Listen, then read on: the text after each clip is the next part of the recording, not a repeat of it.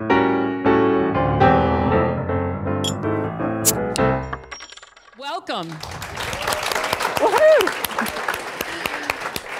Welcome to the Boston Globe Suffolk University Political Cocktail Hour. This is the second in our series. And we are thrilled at the university to be part of this and a partner. You know, this university sits halfway in between the State House and City Hall. And the State House and City Hall are full of Suffolk graduates.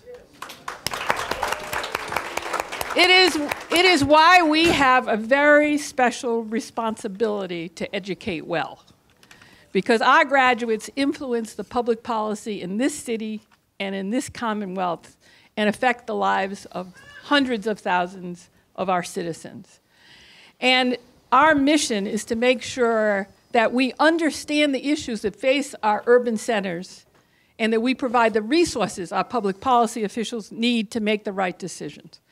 I am particularly honored today to have as our guest the senior senator from Massachusetts. Thank you. You know, there are not too many voices out there, rational, knowledgeable voices that are heard today that are eloquent and that support students. And Elizabeth Warren has been that voice for us. She has supported students not only eloquently, but persistently. And she has not let people forget that students are important and that we need to treat student debt with fairness, not like it is today. And I am very grateful to you for what you have done. Welcome. What we're going to do. And I turn this to Josh. Thank you. Thank you so much, President McKenna. Thank you so much to all of you here at Suffolk University with us and to everyone joining us on the live stream at bostonglobe.com. I hope everyone will sign up for the newsletter from which this event takes its name, bostonglobe.com/politicalhappyhour. But most of all, let's give one more warm welcome to the Senior Senator Elizabeth Warren. Thank you, Josh. Thanks for being here. Good to be here. I appreciate it. Good to be here. This is a happy hour. And I'm ready for happy hour. Okay. All right. I can smell it in here. Yeah, exactly. It must be politics. Exactly. It's the smell of politics. And for people watching on the live stream, there is indeed booze here. But not up here. But not up here. What's your usual way of kicking back when you're done with the workday here in Massachusetts? Light beer. Hey, look, I am self-confident enough to say that. I really am. I'm a huge fan of light beer. Yeah. I like it. I like it. And has that been your drink of choice for Nectar of the gods. Yeah. for some time, or is that a position that's evolved over time? No, that's pretty much been it for a long, long time. Light beer for the duration. Yeah, yeah. It doesn't take much to get me going. On the campaign trail, you were said to have been an aficionado of fast food across the Commonwealth. Yep.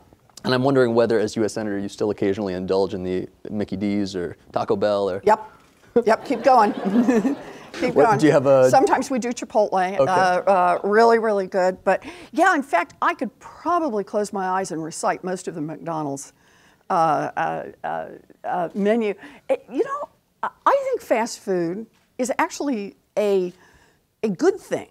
It is dependable. Okay. You know it's going to be there. You're going to get those calories and be ready to go. I'm for it. And no matter how miserable life is, it is made better by French fries with salt.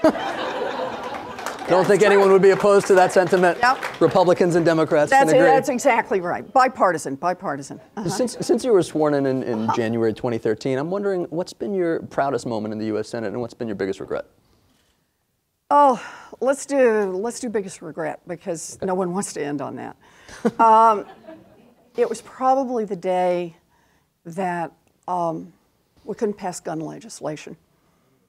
You know, those children had been shot in Newtown. We've had mass shootings across this country, in Columbine. I mean, we just have the list now. You can just keep reciting the list, as well as people who just shot on our streets, in our neighborhoods, and across this country.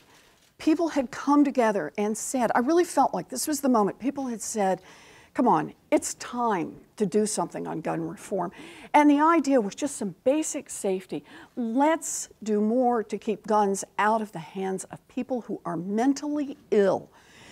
This was a small ask. This was the Manchin-Toomey bill? That's right, the Manchin-Toomey bill. This was, in a sense, I mean, given the magnitude of the problem, it was a modest ask. And I thought we had it. It was bipartisan at that point, and the NRA shut it down. And I stood on the floor of the United States Senate, and I thought, what has happened to this country? What has happened to this democracy that this small group can put everyone else in this country at risk, that they can put our children at risk, and that we can't find enough political courage in the United States Congress to shut them down? It was a bad day. It was a really bad day. And what was the flip side of that? What's been your proudest moment there? Oh, so, let me think about it in terms of a moment. It's tougher that way because the part that's exciting about being in the Senate is finding all the places where you can make some difference, where it matters that you're in there working instead of the other guy, that's what it's really about. Actually, I'll tell you one that will never make a headline, I don't think, but really does matter.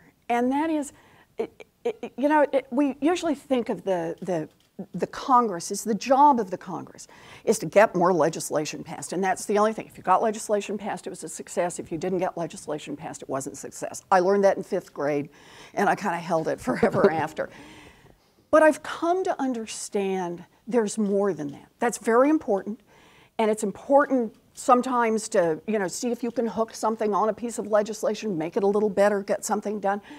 But there are other things that you can do from the United States Senate. And one of them is there are a lot of agencies out there. And they've got a lot of law available to them if they would just pick it up and use it. If they would just get out there on behalf of the American people. If they would just not listen all the time to the industries that they are supposed to regulate. And I'll give you one very small example of that. And that is in student loans, since here we are at Suffolk, and I want to say again, thank you for having me here. Great to be here in a university. It makes me feel good in the fall. But one of the problems we've got, obviously, around student loans, the United States government is charging too much interest on student loans. The United States government should not be making a profit off the backs of our kids on student loans. Can we say that one? But that's going to take an act of Congress to change it. Yeah. So what else can we do? Well, the Department of Education administers these student loans, and they don't do it directly. When you get a student loan and you start paying it back, you're not actually paying it to the Department of Education. They do contracts, and they do contracts with different companies, and those companies then administer the loans. And, mostly it's gathering up the checks and accounting for them, but it's also about advising young people when they get into some trouble, when they fall behind, when they're out of a job, whether or not they're in the right program. There are a lot of different federal programs that are available to people. And there's a real problem in that area. And it makes a huge difference in the lives of the people who get caught up, who are having trouble with their student loans, or who've moved and the new loan hasn't caught up, and then they are behind, and what happens then, and they get into this tangle. And it matters how good those contractors are in fulfilling their legal obligations. So I started in a couple of years ago, banging on the Department of Education to say, give us the data. I want to know what's going on. I'm hearing bad reports from folks back in Massachusetts. I hear it from people around the country. I want to know what's happening. Give us the data. I will make a very long story short, but the point was lots of pushing, lots of pushing, lots of pushing. At hearings, asking people from the Department of Education. And by the way, there was one, Navient, company that used to be the old Sallie Mae. It ended up splitting off, huge company. Understand on these contracts, they bring in $1 gazillion for managing the student loan budget. And so, stayed after them, show us the data, are they performing, force this out into the opening. And a couple of months ago, they got fired for their work. And you know something? I felt the world shift just a little bit. Because when somebody can get fired from a government contract for doing a bad job, then a whole lot of people who would have been tangled up with them don't get tangled up with them, and everybody else who does that job for the government says, whoa, you can get fired if you don't do a good job for our students. It's not a headline, but I'll tell you this. Over time, over the space of years, there are going to be a whole lot of people who are going to get treated a lot better and put into programs that they're legally entitled to get put into, because the Department of Education takes more seriously its job to be there for our students, and that matters. So it's not one specific accomplishment you're the proudest of. It's making these small incremental changes, moving the aircraft carrier a little bit by bit. So sometimes that's what it is. And we could march through the agencies on the banking regulators and the FDA and lots of places, but that's right. It's, you move them some. And you know, you move them some, you move them some, you move them some. After a while, you made some real change there. But sometimes it's all the way at the other end of the spectrum. And this is the other part about the job that really turns out to be an opportunity. You know, I didn't get into this. I've spent my whole life working on what's happening to middle-class families. And the whole reason I ended up running for the Senate is I thought it would be a chance to fight better for those families on legislation. As it turns out, doing it through the agencies.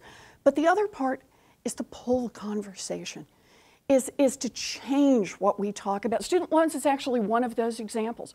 You know, 4 years ago, we just weren't talking about what was happening with student loans. And today, we got hundreds of thousands of people who have gone online, who've signed petitions, who have pushed the United States Congress to say the United States government should not be making a profit off the backs of our students. We haven't changed the law yet, but by golly, we have plowed the ground to start to change that law. And now we've got both Republicans and Democrats starting to think about, talk about what needs to be done. Can I just interrupt you? Can I give you another example? You may. No, you go ahead. All right, I was just going to interrupt you for a second. This is your show. Do you think that it sounds like some of the change has been incremental, and whether it's making it more present in the media or making these small changes with agencies, do you think someone who shared your beliefs and positions in the White House could make a bigger shift that was more than incremental? Oh, clever. Look,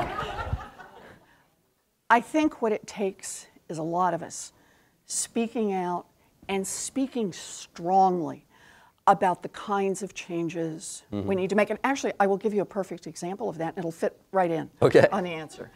It'll be almost as clever as your question. Why, thank you. And that is around Social Security. Okay. Does anyone remember what the conversation was around Social Security just a couple of cycles back? The question was, do we cut Social Security a little bit, or do we cut Social Security a lot? You know, it's kind of, this is how you played out the political perspectives. And now, where we are on the Democratic side is the only question is, do you protect Social Security where it is, or do you expand Social Security for those who need it most? That's true for our presidential candidates. That's true for our Senate candidates. That's true for our House candidates. The Democratic Party has clearly pulled itself away from the Republican Party and said, we are the party that believes in stabilizing the financial health of Social Security so everybody can continue to count on it, and we believe in expanding Social Security for those who need it most. We actually even got a vote on that in the United States Senate, and we got our Democrats to hang together on that. That's how you make a difference. I want to ask you about a leader in the Democratic Party. Yeah. You met with Joe Biden the weekend before last. I did. How did that meeting come about, and what did you talk about? He called. He called you personally? He did. He did. Actually, called me twice. And called me once, called me twice. and invited me down. We had lunch, and we talked about policy. We talked about what's happening to America's middle class. We talked about the direction that this country has been going in. We talked about the capture of this country by those who've got money and power. It was, you know, good, long, rambly policy conversation, just like they ought to be. What'd you have for lunch? It was a chopped salad thing. I was never entirely sure what it was. At least with fast food, you know what it was. That's right. Well, that's the thing. You know, you never have to ask, you know, what the fillet of fish is. It's pretty clear. Yeah. Was there? Of course, it resembles no fish anyone's ever met, but yeah. Was there any talk with the vice president of a joint ticket, even jokingly? It was a long conversation. Okay. Okay. Do you plan to meet with him again? Look, I meet with anybody who wants to talk about policy and might be able to help out here. I have met with Secretary Clinton. I meet, of course, with Bernie Sanders on the floor of the United States Senate multiple times and in other places, okay. And with Vice President Biden and with Martin O'Malley. So this is important stuff, and it's a lot more important than just politics. We have to make change. America's great middle class is in real trouble. And it takes as many people as we can pulling in the same direction to make the kinds of changes we're going to need to make. There's a lot of chatter now about Vice President Elizabeth Warren. So I wanted to ask you a question this way. Will you pledge to serve out your full 6-year U.S. Senate term? You know, so I love my job. I truly love this job. And it's all I'm thinking about. And you just can't put a different thought in my head. I am thinking about my job at the United States Senate. I just told you, look at all the things I get to do. I get to get out there and wrestle with agencies, and I get to get out there and talk about big issues, and I get to get out there and fight for legislation, the kinds of things the people of the Commonwealth of Massachusetts sent me to do. It's such an honor, and it is such a treat to have the chance, the fight for what you believe in. God, I love it. Who knew it would agree with me like this? It sounds like a truly great gig, and I'm wondering whether you'll pledge to stay in it for the duration of your 6-year term. It's all I'm thinking about. I am where I am. Okay, it seems like a little, not to belabor the point, but it seems like a little shift in 2013. But you will figure out how to belabor the point, is that right? I will figure this one last time. Okay. You said I pledged to serve out my term in 2013, and I'm wondering whether that remains the case. There's nothing that has changed any of my thinking around this. I'm working hard, doing the work I want to be doing, and it's great work. I want to ask you a little bit about some news of the day. Maura Healey, the State Attorney General here. Yeah, she's terrific. She really is. She said today that a ballot question legalizing marijuana for recreational use is constitutional and it'll probably go to voters in 2016. You were opposed to legalization in 2012. I'm wondering, as a Massachusetts voter, what's your position today on legalizing marijuana for recreational use? You know, I'm open to it. I think we've learned more. A couple of states have legalized marijuana for recreational use. Frankly, I think we ought to be learning what we can from those states. I would encourage more research studies about what happens when you do legalize. You know, what kind of shifts it makes in the economy, what kind of shifts it makes in the culture. I have been pushing the federal government. You know, I sit on the HELP Committee, Health, Education, Labor, and Pensions. This is FDA, a lot of that sort of thing, as well as the research, NIH, and the kind of research. To do more research around the medical uses for marijuana and the medical effects. It's just kind of a crazy thing. This country, for so long, has done this like, marijuana, you know, no, we can't even do scientific research around it. And so I've been pushing to say we ought to explore it and see what the consequences of marijuana use are. And but I just want to make it clear, overall on the ballot question, I'm open to it. Under federal law, it's a schedule, stop me if I'm wrong here, I'm not an expert on this, it's a Schedule 1 substance, right, which means it has, they don't believe it has any medical use. Yeah, but I would like to have a little science to back that up. So you want to move it? Yeah, just a little data, you know? Another news of the week, I guess. The Globe reported last week that health insurers in Massachusetts will boost rates by more than 6% for small businesses and individuals in 2016, and that'll impact about 300,000 people. As a former professor, I was wondering what grade you would give to how the Affordable Care Act has worked for Massachusetts. Oh, so it's a good question, because thank you, you get paid for those, right? Little something extra in your check this week for good questions. Okay. So the way I see this is it's hard to disentangle the effects of the Affordable Care Act and a lot else that's going on in healthcare generally. And so we say costs are continuing to go up. You know, as a data nerd, I say look at what was happening to costs before we ever adopted the Affordable Care Act. So yeah, it's going up. It's not going up at the speed with which it was going up. And we're seeing a lot of support at the federal level because of the Affordable Care Act for things we pioneered in Massachusetts, like community health, which turns out to be both a lower cost and more effective way to deliver health care for everybody from our tiniest babies to our most senior citizens.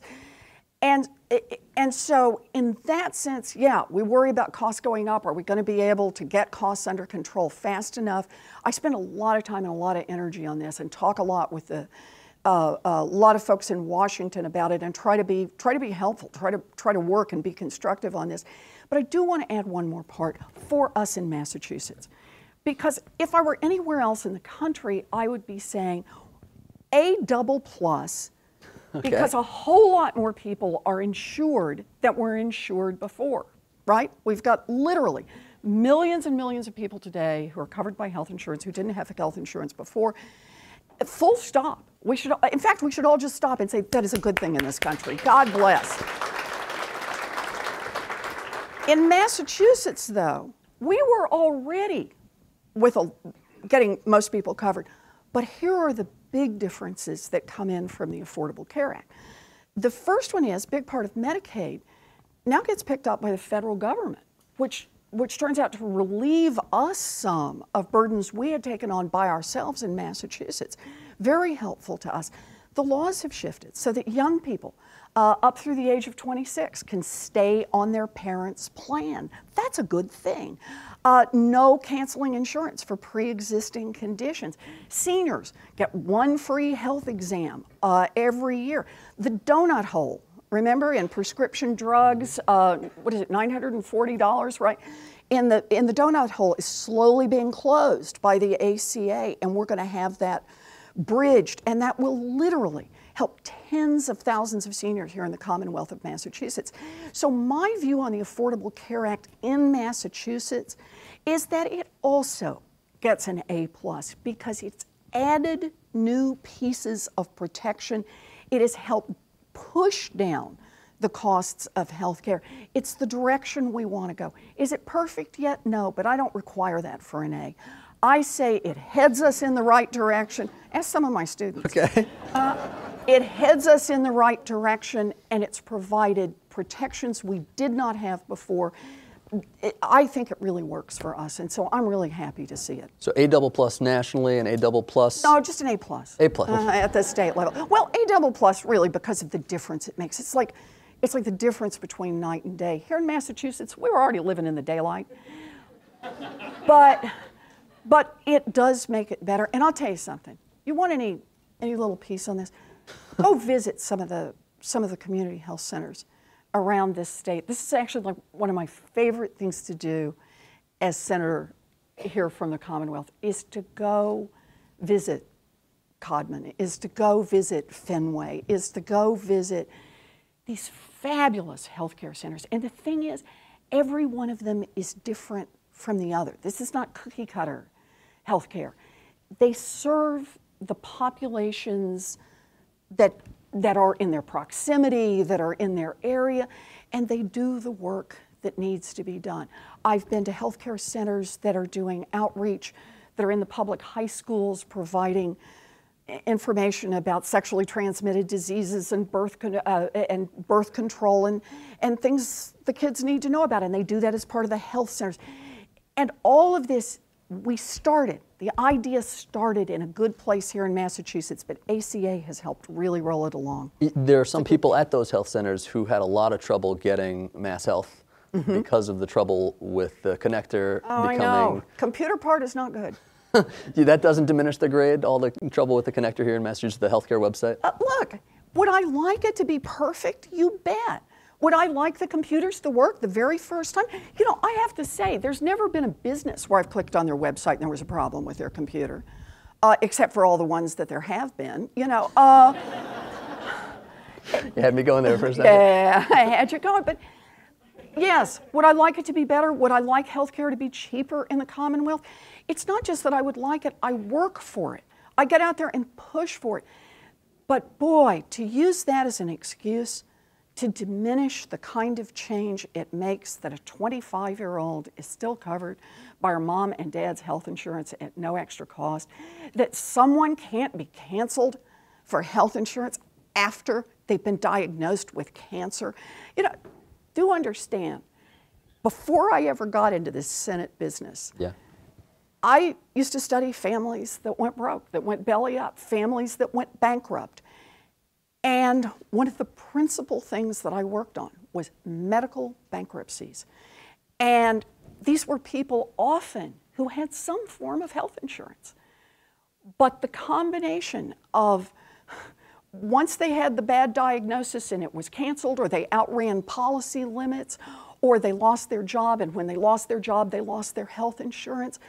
These were hardworking folks, middle-class folks by every measure, people who went to college, who got married, who had kids, who bought homes, who had cars, and who got a bad medical diagnosis. And not only did they have to deal with a terrible medical diagnosis, it took their whole family down financially.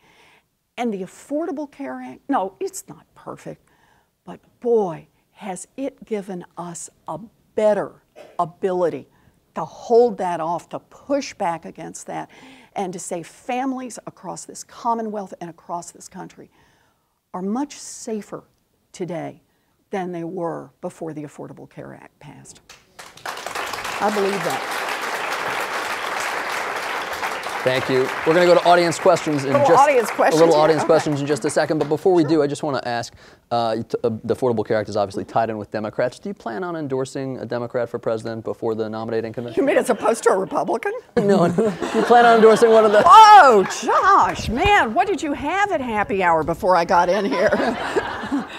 Do you plan on endorsing a Democrat before the nominating convention? Yeah, I imagine. Yeah. You think you'll endorse Hillary Clinton or Martin O'Malley or Joe Biden if you gets in? Look, right now that's not where we are. But I imagine that's what I'll do. Okay. Yeah. Before I go to the audience questions, I want to ask you, when you have a light beer, what do you usually toast to? Well, I like to, my favorite kind, it sort of depends on the occasion, is to celebrate. I mean, I'm happy when I have a light beer. So it's your new show? Is this a show? Well, yeah, what sure. do you call it? Happy hour. Okay, this is your new happy hour. Right. To the success of your new happy hour. Thank you so much until you being here. You got it. Oh, I think I threw That's all right.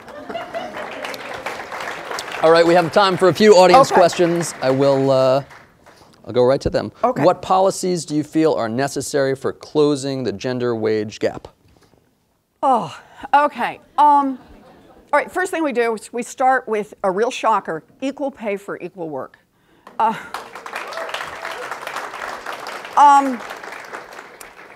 Right now in the United States, in about half of all jobs, if a woman asks what he's getting paid for doing the same work that she's getting paid, she can get fired. And I just think that's wrong. I think if we're really going to have equal pay for equal work, a woman ought to be able to at least ask what the guys are making and use that information to be able to go in and negotiate. So that's kind of my first level on things I would talk about. But at the next level, it's really got to be about working families and the kind of support it takes for working families. I just can't believe how far behind the United States is on providing the basic pieces like having child care available, that we should have universal pre-K. These are things we should have paid family and medical leave, the kinds of things that support working families. And I say that because, yes, it helps men and women, but it also puts women in a position where they say, I can take on a serious career job if I know there are going to be opportunities to have my children taken care of, if I know that I have some legal protections, if grandma gets sick and I'm going to have to take off a period of time to deal with her. And so I think that's part of it. And then I'll do one more, the third one, and I'll say it quick. And that is, we got to do all the things that help expand this economy. You know, one of the consequences of this underinvestment for the last 35 years in America's working families, in America's middle class, and the kinds of things that keep this economy going, is that everybody gets held back by that. And it's kind of like, so where were you when the problem started? Because you're going to stay there. There's not going to be more. And in fact, just because I want to make sure I get to talk about this before I leave, understand it this way. America knows how to invest in the middle class. We know how to build a robust economy because we've done it. Coming out of the Great Depression from 1935 to 1980, we made those investments. We invested in education. We invested in infrastructure, roads and bridges and highways, right? We invested in research, NIH and NSF, and we created this innovation economy. And in that time, GDP does this, and the 90% of America, not the top 10%, the 90% of America, got 70% of all the wage growth in this country. You know, the pie just kept getting bigger and everybody was getting a bigger slice out of this.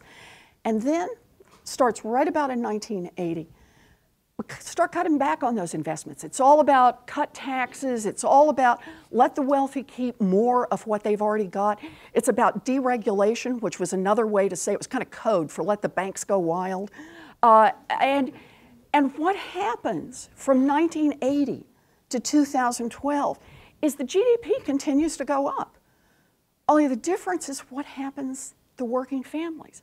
The 90%, everybody not in the top 10%, the 90% that had gotten 70% of the wage growth when it had gone up from 1935 to 1980, from 1980 to 2012, the 90% got zero.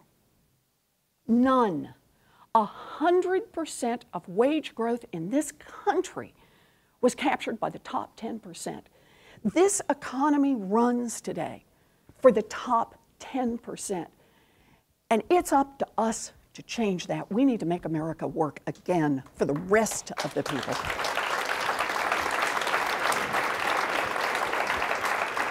You talked a lot now and previously about the system being rigged. You used that word at the 2012 And there's DNC. the example. Is it less rigged since you've gone to the Senate? More rigged? You know, I don't know how to measure. All I know it is rigged, and it's still rigged. It works for those who have money and power. Think about it. They hire armies of lobbyists and lawyers. They make sure that candidates for office have heard their point of view. They make sure that every agency hears every day from their industry. I think of this as the wind only blows in one direction in Washington, and that is to make sure that the rich and powerful get richer and more powerful. Are you still an outsider to that system? You've campaigned as an outsider. Do you still consider yourself an outsider to that system? I mean, I'm never going to be an insider. And yet you wield a great deal of power within it. How do you explain those? No, from without it. Well, think about it. Come on.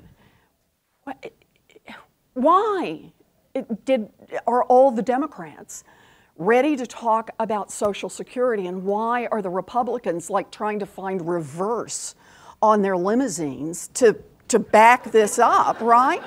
Well, no. On Social Security. And the answer isn't because of insiders. It isn't because a bunch of people got together and had, you know, a tight little group in Washington met and decided the fate of Social Security. It's because people all around this country said this matters. What people in this country believe that after a lifetime of work, people should be entitled to retire with dignity. That's just part of who we are. It is an economic statement, but it is a value statement. People believe that. And what it takes is enough people out in front saying it. But what gives it power is all those people behind it saying, yeah, you bet, you bet. That's how we make change. We make it not from the inside, but from the outside. Are there any Republicans in the Senate who you're friends with, who you think share your values in at least some areas? Yeah, in some areas. Like who? I've been working with Mike Lee on some banking regulation. Senator Langford from Oklahoma and I have got a bill. We both believe that when the United States government settles with a big corporation for multiple millions or even billions of dollars, that the government ought to put those settlement agreements out in public for you to be able to see, that they should not just be able to say, whoa, we made him pay a whole lot of money for being bad, details to follow, and the details never follow. We think that ought to be made public, and so Senator Langford and I have worked on that. So there are definitely pieces, and there are pieces around Wall Street regulation. There are pieces around the Fed. I don't believe in leaving the Fed where they can do backdoor bailouts. You know, we all talked about TARP, but the reality was, as big as $7 billion sounded, right, sort of still makes your eyes dilate, the Fed was lending money out the back door really invisibly at 0% interest. And it added up to trillions of dollars for a handful of the biggest banks in this country. I don't think they ought to be able to do that. I have Republican colleagues who think they shouldn't be able to do that, and we've got bills that we're trying to move forward in the United States Senate on it. So yeah, is the answer. We've got stuff we're working on. I hope that I'm going to get some Republican friends. They don't even have to be my friends. I don't even care if they don't like me. They can talk about me, but some Republican colleagues who will agree that we have got to put more money into NIH, into medical research, into NSF. You know, whatever else you want to think about, I think one of our jobs in Washington is you've got to think about what the future looks like. You've got to think about, it's not just trying to pass laws for the next 6 months or even the next 5 years, but just do the arc out a little bit and look at what's happening to this country. Where are we headed on Alzheimer's and diabetes? Just those two, and then we could name a whole host of other diseases, but those two in particular, particularly with an aging population and what it's going to cost us in the hundreds of billions of dollars to take care of people. Man, we ought to be raking up as many nickels as we can right now and putting them into the National Institute of Health, into medical research, so that we have a fighting chance to be able to offer some delays in the onset, to offer some treatment, to offer some cures. Here's one, I'll invert it. We should be making those investments because it's morally right for us to make those investments. We have our toes on the edge of so much in terms of medical and scientific research. It's as if for the last 50 years as a country, we invested to plow the fields, we invested to plant the seeds, we invested to water the seeds, we invested to watch these trees grow, and now the trees are there and they are full of fruit and we won't spend the money to pick the fruit. It's nuts. We should be spending, we have cut our spending and investment in half over the last generation. The National Institute of Health, just in the last 11 years, in inflation-adjusted dollars, medically inflation-adjusted dollars, has been cut by about a quarter. That's sinful. That's just crazy to do that. We need to put that money back in, and I hope I get some Republicans who will do it. I think that's all the time we have. And I don't feel strongly about any of I this. can tell you don't feel strongly. I'm sorry. I can tell you don't feel strongly about that at all. Thank you so much for taking some time to be with us, Senator Warren. It was a pleasure to have you here. Thanks, Josh. We're great.